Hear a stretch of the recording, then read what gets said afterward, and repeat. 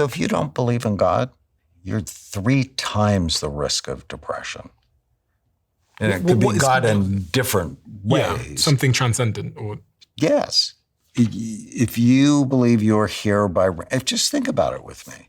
If you believe you're just here by random chance, that life really was not created and has no meaning, there's existential nothingness to that, as opposed to, oh no, I'm created in a special way to do something purposeful on earth. There's purposeful people live longer, they're happier.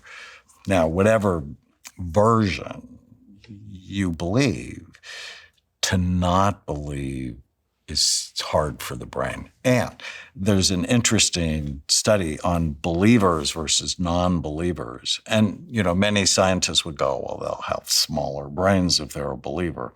They actually had bigger temporal lobes. And temporal lobes underneath your temples and behind your eyes, right here, that's where it's called the God area, because that's where people think they experience them. And if you have a seizure in the temporal lobe, you have transcendental experiences like you're, in the presence of God.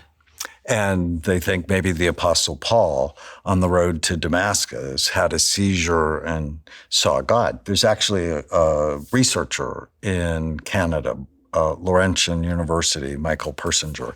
So he would stimulate the outside. He would do it all over the brain, but when he found, he stimulated the outside of the right temporal lobe, that people would get a sensed presence. They would actually feel the presence of God in the room.